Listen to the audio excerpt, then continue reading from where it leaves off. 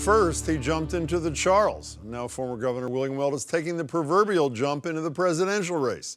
Today, Weld announced he will be the vice presidential candidate for the Libertarian Party. Take a listen to my interview from last February, and it's clear, like a lot of Americans, he was having trouble warming to either of the likely major party candidates. At the time, Weld was supporting Ohio Governor John Kasich. If Kasich isn't the guy, are you suggesting that Hillary Clinton might end up being your candidate? I just don't know. Trump, Clinton, I don't know. Today's announcement has many Massachusetts Republicans scratching their heads on what could give the concept of a Hail Mary a whole new definition.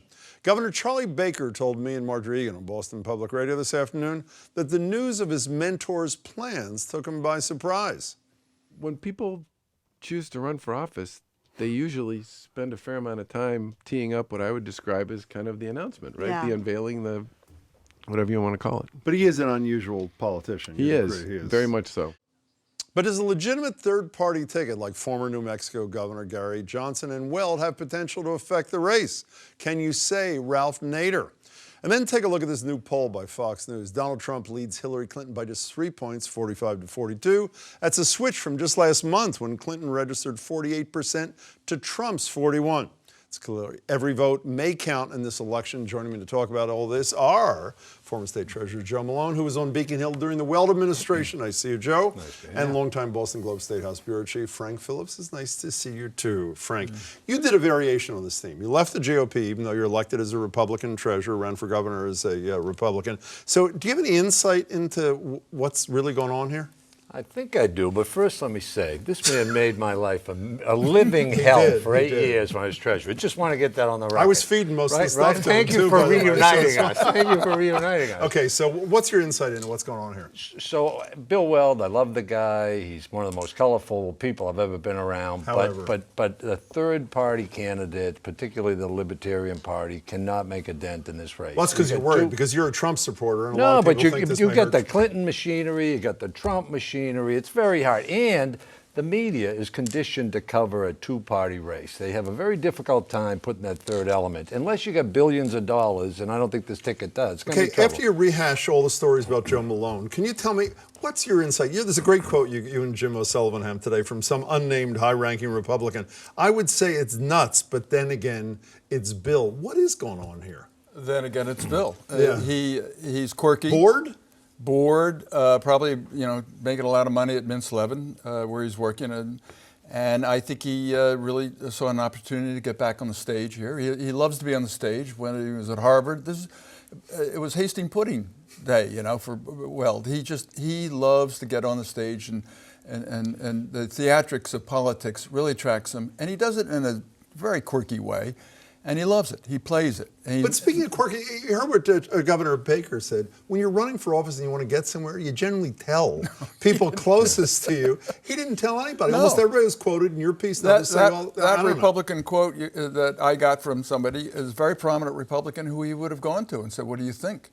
And he didn't even talk to him. He was surprised, shocked. He didn't go to the most popular governor in America, who is arguably his mentee, Charlie Baker. This is Weld. He's in a way, he's a political dilettante. I mean, he's just having a lot of fun, and he will, give you a good spiel of what he's doing, but he loves to be on the stage, and that's what this. It's another Hasty Pudding production. What's the end game? In his story, in Frank's and Jim O'Sullivan's story today, he's saying he wants to keep both the candidates below 270 electoral votes, so it goes to the House of Representatives. They want to be on the debate stage. I mean, the threshold's probably too high, realistically, but who knows? My assumption is the real agenda here is to stop your guy, peel enough votes away from Donald Trump so that Hillary Clinton, who maybe he dislikes less than Donald Trump, becomes the next president of the United States. I mean, I think that's best case scenario. I think there's probably another scenario that Bill thinks of is, let me get out there and let me talk about some issues in the 2016 world that mean a lot to me, that I can put my,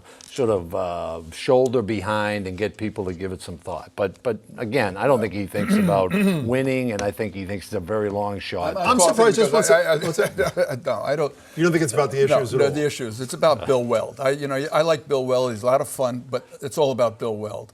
and that's what he wants to do. But you don't think it has any Trump connection? By the way, when I had him on, when he was here for a connection? What do you case, mean, Trump no, connection? the notion Stop that he has Trump. potential, 2 Republican governors, even though they're odd Republican governors, obviously both socially liberal. Johnson even more socially liberal in some ways than Weld, fiscally conservative to say the least. You don't think they can undo this Trump juggernaut thing?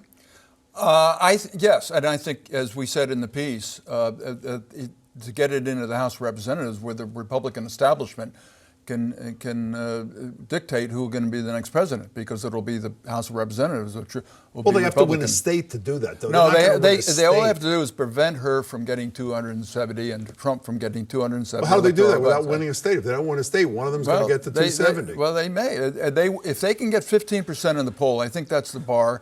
They can get on the debate stage, and if they get on the debate stage, they can start to draw a lot of people, particularly away from the Trump people, and they may be able to pull her down too from electoral high. Yeah, there may be some liberal votes, particularly Sanders, dissatisfied. Yes, exactly, Clinton. yeah. You know, let me give you some advice for the next Please, go interview you ahead. do about Go this. ahead. You should have said that they're going to take votes away. Why am I going to say that? But you know, the other thing is, you know, we're going to put up some of the recent third-party candidacies. And obviously, Ross Perot did the best, but he had zillions of dollars to spend on his own money.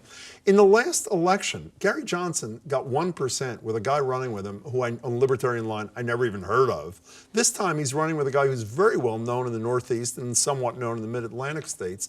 They could get 2-3%, which could be huge. I mean, Ralph Nader got 97,000 votes Jim. in Florida and made Al Gore the loser. Jim, nobody knows Bill Weld anymore. I'm sorry to tell you that. But other than a group of insiders in Massachusetts, people don't know who Bill Weld is. The vast majority of people who are going to be voting around the country. New England doesn't know If you him. asked them who Bill Weld was, that they wouldn't know. They got 1%. Who knew who Gary Johnson was? He got 1%. but- That's a lot okay, more than 1%. Joe's candidate, Jeff McCormick, who was an independent guy. Yeah, and again, it goes back to In the the point. You gubernatorial can't get race. anybody to cover an independent. You have a hard time. The media's You don't got want to their... respond to that? I won't dignify most of what he says, but you know what? I will say this, all right? Yeah. I walked into the room tonight, he gave me a big hello and He everything made else. it. I didn't turn my back on him, but I Beautiful. gave him a big... And then he said, what's new? I said, I'm going to tell you nothing. Can you Oh, come that's back something- next time he comes back? Yeah. If you can bring all the stories about him and then he can comment on the stories, can we do that? Absolutely, Give one yeah. final You thought. know, He tells me what's new. I worry I might be before the grand jury. So, whoa, Joe, you got to go. I just wanted to have a way of tweeting back in those days. beautiful I to would've- see you, Nice Joe to see Malone. you, Yes, Frank. Yes, you do. Good to see you. And again, 1% for Okay, the Weld fine. ticket. Goodbye. Thank you. Bye-bye.